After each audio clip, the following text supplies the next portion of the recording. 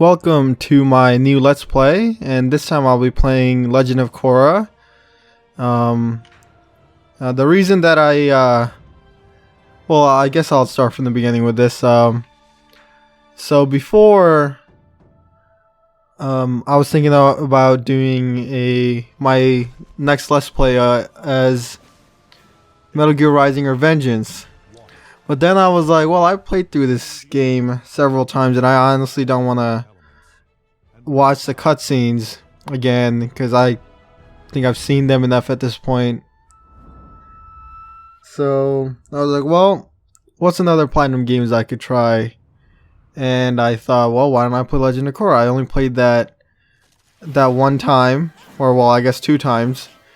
So why not try it out again? Even though, you know, this game has many problems, which I'll go over as we play the game. At least the start here looks really nice. So we start off here with our water bending, learning the very basics. So here's the light attacks, and these are the water heavies. Now this is one of those games where you start off, well, at least in this section, you will start off with all of your abilities that you can have at the end of the game. Yeah, kind of like a God of War type of thing, where in God of War 2 and 3 we saw how Kratos had tons of abilities at the beginning. Oh, and now we're moving on to Earth. Alright, here I'll show off. Here's your basic light attacks with Earth.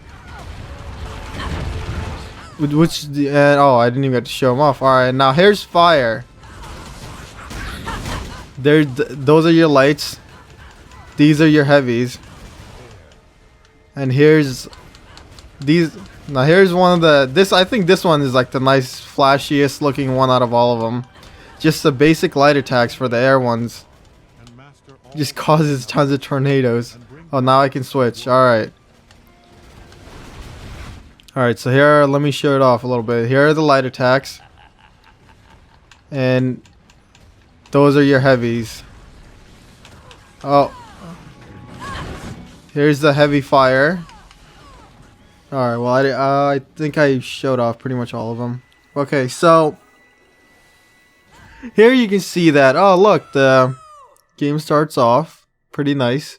You have a really cool looking cutscene that's done in the animation style, although it's not very obvious that it's not as good as the animation of the actual studio that did it, because I'm pretty sure this isn't done by the exact same studio that did the actual game itself. I hope you're not too rusty for this, bro. So, you know, but they did a pretty good job making it look very much like it. You're the one who's been fake waterbending. Nut tuck never fakes. Guys, can we focus? There's the opening bell. And there go Mako and Morin. Now it's 3-on-1. Thanks a lot, guys. Okay, bring it on. Round 3. Okay, so here, oh god, should be paying more attention. So here's a little mini game that's in this game. This one is the, oh, this is, alright, so here's your dodge. This is guard. Oh, and lock on. That's probably really important. And and just like many other Platinum games, if you do some sort of defensive move at the right time, you get you get something out of it. And here, if you do a guard at the very last second, it does a counter and shoots their attack right back at the enemy.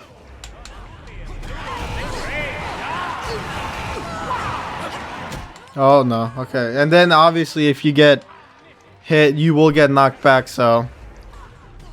But since this is the beginning part, this is pretty easy. Even if they are, I feel like water is the hardest one to dodge in this game, just because of it's just much harder to see because the enemy side is usually blue. Oh, I didn't. And I see that they kind of show.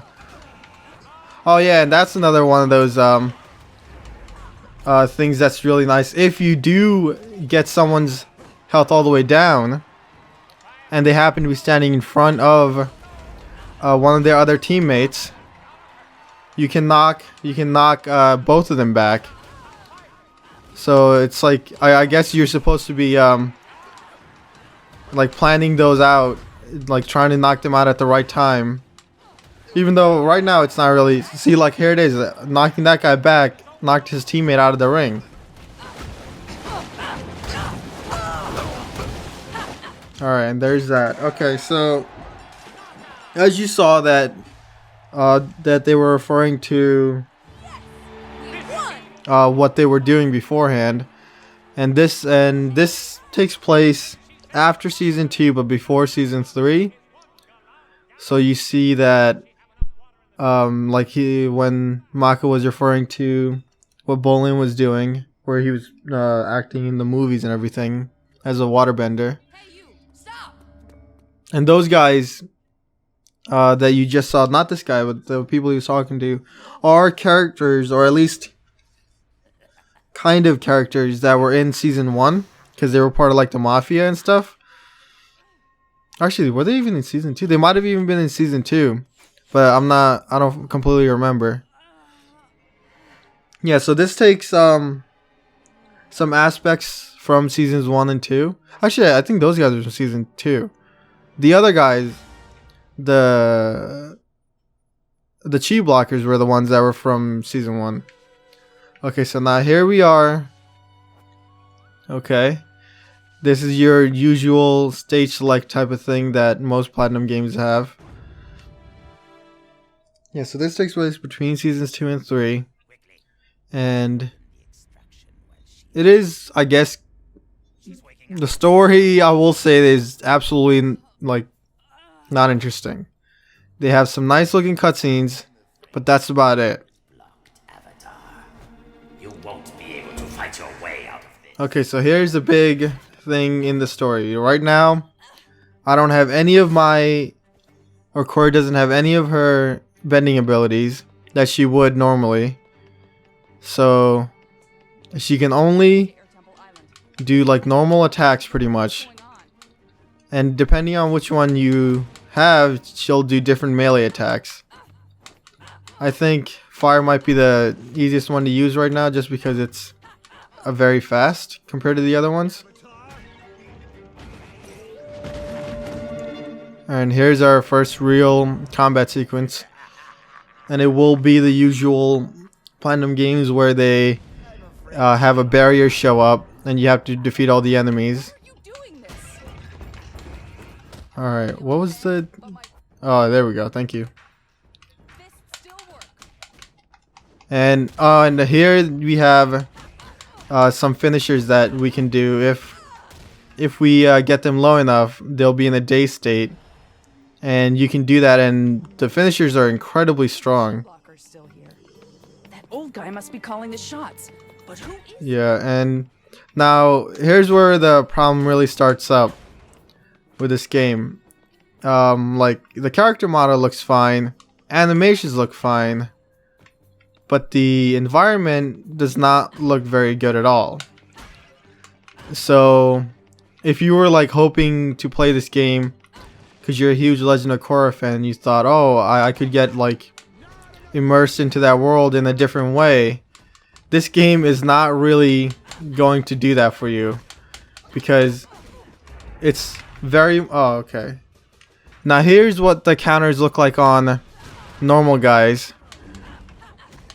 But yeah, as I was saying, it's not very much for people who were looking for some nice new Korra or anything in the world of The Last Airbender type of story that they wanted, because they really enjoyed playing, or they really enjoyed the series. So they thought, oh, here's another way for me to get into something I really enjoy.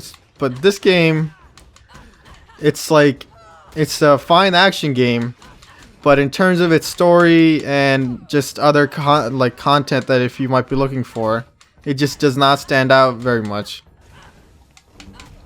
So here's something they do sometimes, where they'll throw this like green smoke out, so then you can't see very well, and it'll just make the combat harder. So yeah, the combat itself is fine, but the stuff around it can be really iffy sometimes, and I guess that could be a problem for someone like really looking for a nice Legend of Korra type of thing. And now this is one of those things that's really silly, where it doesn't really make sense. It's very video gamey, where you can break some objects around town and they give you whatever currency is in the game. But which, like, it's fine for like most video games, I guess, but here it doesn't really make sense why you would be breaking like cars apart. Like, that's not something Korra would do unless like she really had to like stop someone or something. And even then, like, at least that's how it was at the beginning, but she did eventually get better about stuff like that.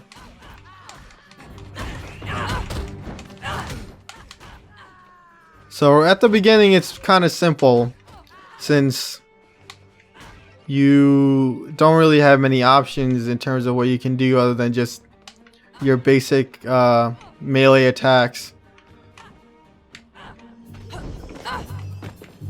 But this game, as like a lot of games like this do, they usually do have they have plenty of like side stuff that you can get into. Like as you saw with like that, what I found there, it's something that you can go find, and it will eventually increase your rank later on in the level, depending on how many of those you have. So it's kind of like how in Devil May Cry 4, part of, oh well, I'll show this off, I guess. Now here you can see there's some barriers that you can only break with bending, and which I don't have right now, so you can either come back after you have the bending to this level, or just wait until your next playthrough or something, which is, you know, the usual type of thing going on with these kind of games, where, or just specifically character action games, where they're not really meant to be played just one time, because there's a lot more to them. Blocker has never blocked my bending for this long before. I feel like my chi is completely gone. What did that old guy do to me? Well, probably some sort of weird magic stuff. Okay, so I saw that there was a chest underneath, so I'm going to break this.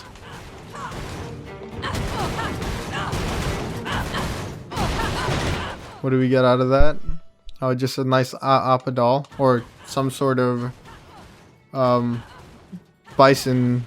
What do they call him in the show? Air bison? I'm not really sure. Alright, I think this is the way forward, maybe. So I'm actually going to go back, break that wall, and see what's behind it. So yeah, as I was saying, it's a perfectly fine character action game, especially since, as anyone who enjoys character action games would know, that character action games aren't really like a thing that come out like nowadays anyway. So if you're looking to play a character action game, you have very low options. Like, if you think about it, like what big character action games are there? Like, you have your Devil May Cry, and you have Bayonetta, and you can play let's see, you can play Wonderful 101. Those are the games that have come out recently that can be considered character action games, honestly. And maybe, I guess you can take what was that? There's an Xbox Live Arcade game that came out. I think it was called like Marlow Briggs or something. Like, that maybe can be considered a character action game, because that has like a lot of interesting elements like that in it.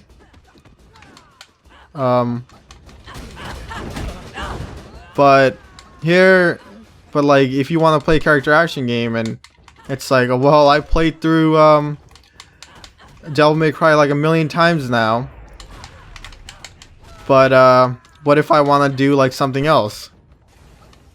and there's not much like choice there.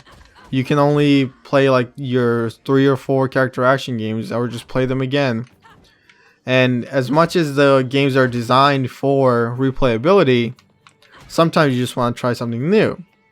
And here is where I say that Korra can help you out. I would say that it is not the first character action game you should be buying, because there are much better character action games out there. But if you played all of them pretty much, like people like I have, then it's perfectly fine to get into it, because it is something that made by.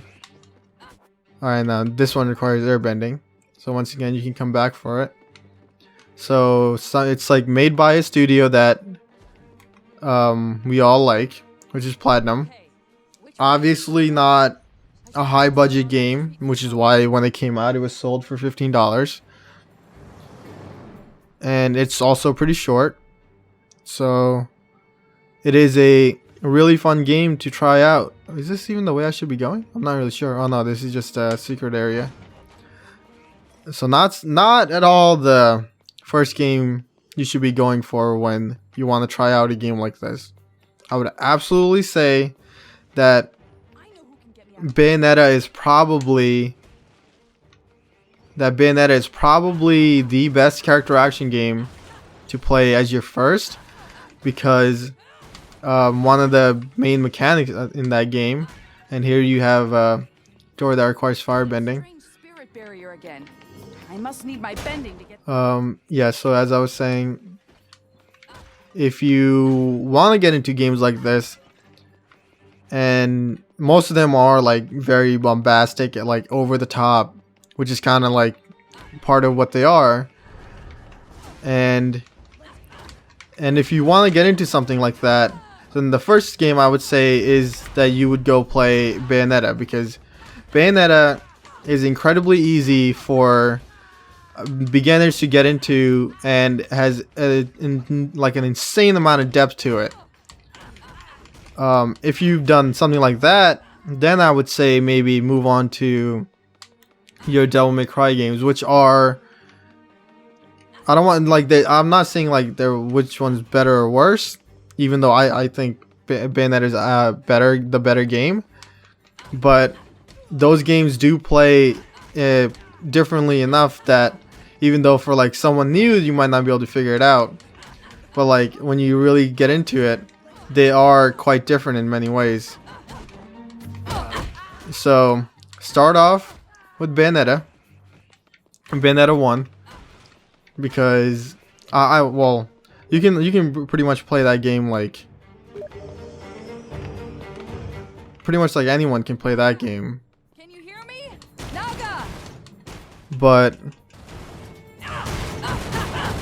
someone wants me to stream the game. I'm probably not going to do that, since I am doing this for the recording, so I don't want to like use up extra resources for no reason, even though this game doesn't exactly require many resources. So yeah, start off with Bayonetta, then get into some Devil May Cry, and if you have a Wii U, which I know a lot of people don't, then absolutely go play Bayonetta 2 and The Wonderful 101. Alright, hold on. Let me go set up this broadcast for my friend, and then I'll be right back. Okay, I'm back. And let's continue.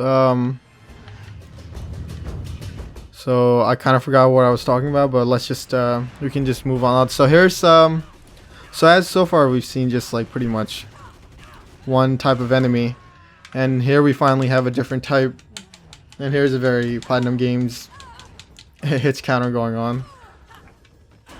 So here are pretty much the normal guys, except, you know, they can do a couple of extra things.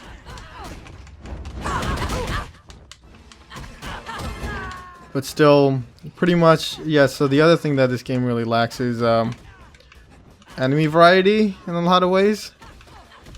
Because, at least for towards the beginning, it gets better later on, but at the beginning there's not like that much going on in terms of the different enemies you can fight. Like this entire level we fought pretty much the same guy over and over again.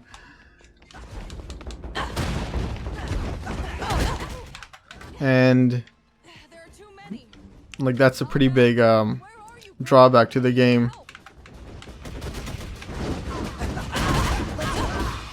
Oh, okay. This is just one of those sections I just have to stay alive for. Or actually, I don't even have to stay alive since I don't have enough. I didn't even have Naga, good girl. Oh, okay. Here's our help. Don't know what to do. Ha! And now we're gonna move on to what is probably the worst part of the game. Going, Naga. And it's this endless runner stuff. Well, it's not an endless runner, but you know, it plays like an endless runner. And these sections, Quickly, Naga. I guess they're fine for an endless runner, but they're like not very fun, or at least I don't really find them that fun. Duck, Naga.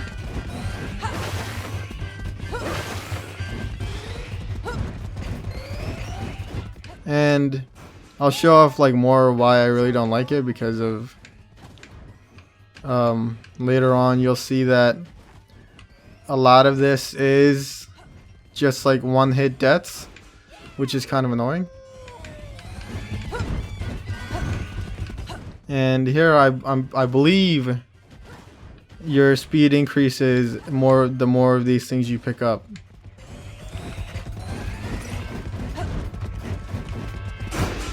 Yeah, and also you can, you know, change directions midair, which makes sense, I guess. Sure. Oh, well here, but the one interesting thing about these sections is that they do introduce like new mechanics as they go on, because there will be several of these you have to play throughout the game. And so I guess there are some like multiple paths you can take, but they all lead you to the same place in the end.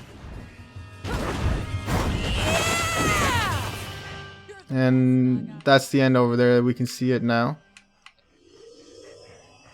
And that's it. That one's pretty easy, but the other ones get pretty difficult, and I don't really think they're the best. And that was the end of chapter 1. I did get a lot of pretty good amount of souls for that. So, oh, and now the shop gets unlocked, which I'll show off in a minute. I may have something to make your journey a little Okay. easier. But And of course, nothing worthwhile Iroh is ever comes. here to help out.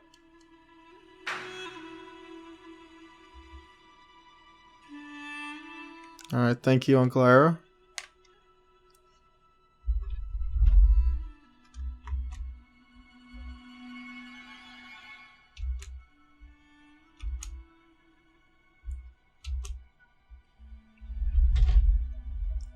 Okay, so let's go over like some of these items. Here's your basic recovery item, and this is your revival item. And these are still locked, so we can't get them yet. But here's the more important ones. Here you have stuff like that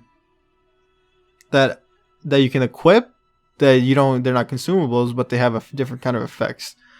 For example, this one here, it'll half your attack, but half your health, but doubles your attack. Here you have doubles your health, but halves your attack. Like, they give you some good properties and take away some of yours. Now here's a really interesting one. It halves your attack, but you gain way more spirit energy, which means you can earn stuff way faster. And this is probably the most important one to get for now, which you don't have enough for, so we'll come back later for this. But this slowly regenerates your health while it's equipped, and it will save you a lot of trouble later on. Here it increases your movement speed,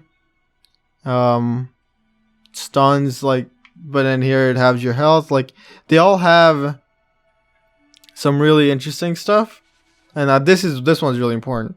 I'll explain more about what they mean by keep your chi fully charged later, and sometimes when you take in, okay, and then that's a nice one to have. So this is what we want. Absolutely, this is what we want. But because we don't have enough for it right now, this is what we should get so that we can gain way more spirit energy to use later on.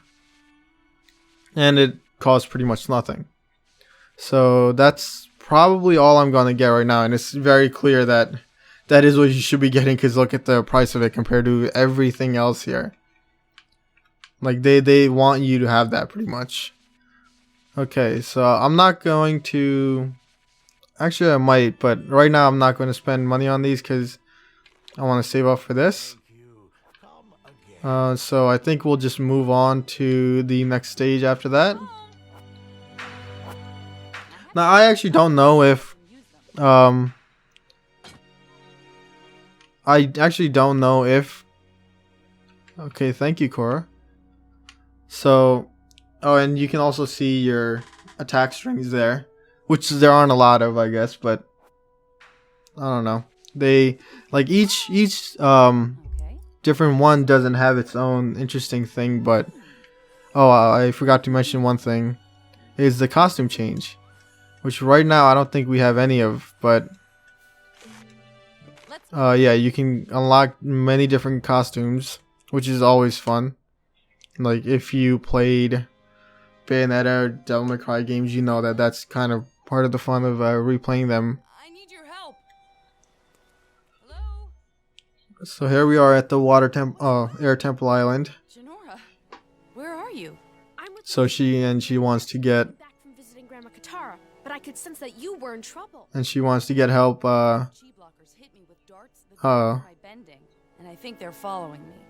Now I don't know. And the jars around the temple. I don't know if all of the voice actors are the same as they are. Cause spoiler. Well, she's gonna be around often, but I don't know if she's the same. To look while I'm dealing with these guys. I don't know if she's the same voice actor as she is in the show. Obviously, the main characters are the same, but like especially Korra. But she's like, kind of needs to be here, since you know she's the main character here. Now you can already see the effects of having my attack power, because look at how little I'm doing now. But at the same time, you can also see that I'm gaining way more just by beating these guys. Gaining way more spirit energy. Ah, where is it? Wow, I had that guy stuck up there. I'm not sure if that's a glitch or what. Like if they don't react very well to something like what was I gonna say? Yeah, something like that, where if like they fall on top of some sort of item, the game starts to kind of freak out. Oh, they're nice and lit up, so they're not actually that hard to find. Okay, I'm still gonna try and break like all of these, because you know, trying to collect as much spirit energy as I can. So now here's our new enemy type, where they have the little ballas. And now these cannot be blocked. You have to dodge when they do that electricity attack. So these guys are actually kind of hard. So, and expect me to be dying pretty often in this game, because this is a pretty hard game. Still locked onto that guy for some reason.